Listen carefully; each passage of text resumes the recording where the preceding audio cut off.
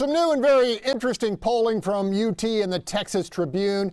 Following the debacle of the deadly winter storm, a legislative session chock full of hard-right Republican initiatives, and a controversial commitment to continue building the border wall, Governor Greg Abbott's approval rating among Texans stood at 44%, with an equivalent 44% of those participating in the survey expressing disapproval.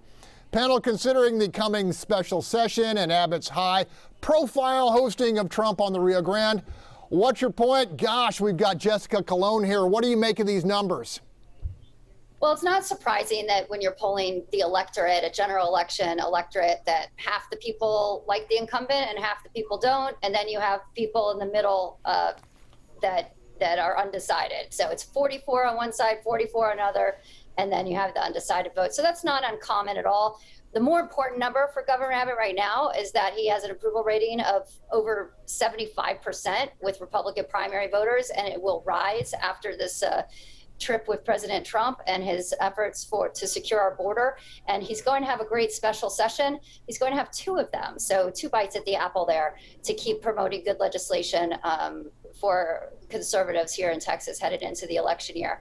So no surprise, he's one of the most unpopular Republican governors in the country, and he has a higher approval rating right now than Joe Biden in Texas, Senator Cruz, and many other statewide. So he's doing great, and he's going to win in November next year.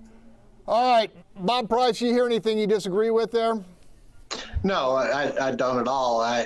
I think looking at a poll for a general election when the opposing party hasn't even been named yet is kind of difficult to put any faith in that for any value to it.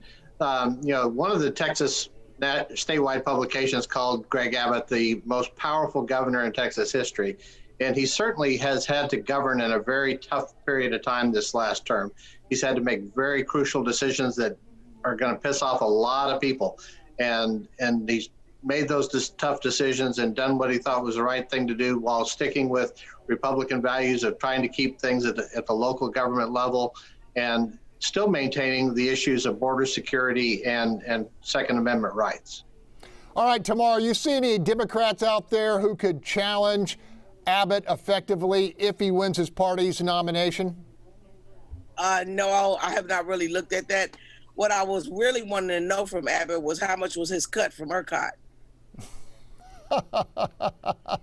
All right, Bill King finishes off here. Last 30 seconds.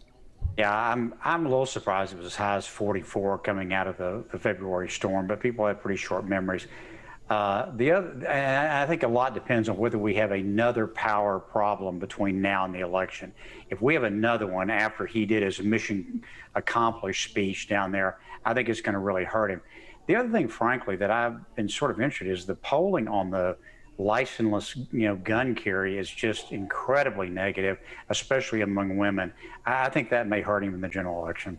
Got to leave it there.